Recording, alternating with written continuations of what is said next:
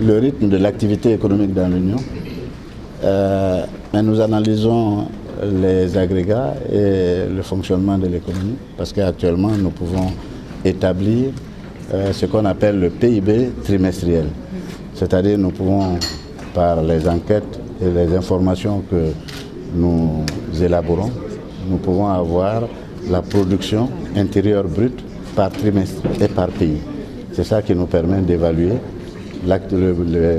l'évolution de l'activité. Quel est votre sentiment là-dessus?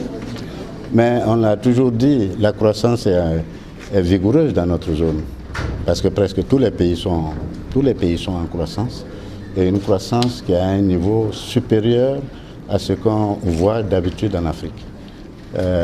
Comme nous l'avons dit, la croissance prévue pour 2017 est de 7%. Bien sûr, il y a encore des vulnérabilités, des risques auxquels il faut faire face pour que cette croissance se réalise, et c'est le vœu de tout le monde. Vous avez décidé de baisser les points de base du coefficient de réserve obligatoire applicable aux banques de 5 à 3%. Pourquoi ça? Nous l'avons dit, c'est pour prendre les dispositions pour qu'il y ait un fonctionnement plus harmonieux du marché interbancaire, qui est le marché sur lequel les banques doivent en principe s'approvisionner pour faire face à leurs besoins de trésorerie. D'abord ce marché, et puis par la suite les autres sources de financement que sont la Banque centrale, les refinancements. Donc si ce marché interbancaire fonctionne bien, mais c'est à la satisfaction des banques, ça veut dire qu'elles auront les moyens de faire les politiques qu'elles veulent mener en matière d'emploi.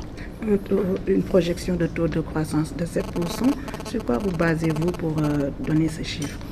Mais écoutez, on a tous les éléments, c'est ça qu'on appelle l'analyse de l'économie.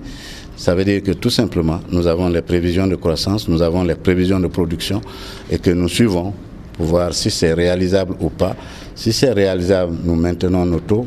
Et si ce n'est pas réalisable, nous modifions nos taux en tenant compte éventuellement de ce qui est possible d'être réalisé. Pour l'instant, nous maintenons nos taux en disant que l'activité économique va se poursuivre avec une croissance qui sera dans l'ordre de 7%.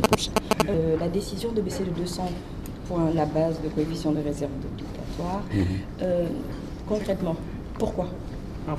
Mais ce que j'ai dit tout à l'heure, nous avons la préoccupation de voir le marché interbancaire fonctionner de façon harmonieuse. Et quand il faut que ça fonctionne, alors il faut... les réserves obligatoires, c'est les réserves que nous demandons aux banques de constituer auprès de nous. Donc à partir d'un certain moment, quand nous voyons que les banques peuvent avoir sur le marché interbancaire de ces ressources, mais nous permettons que ces banques puissent les utiliser sur le marché. C'est ça que ça veut dire, tout simplement. C'est-à-dire, au lieu de les geler, nous les laissons à la disposition des banques. Qu'est-ce qui a poussé à ça, exactement?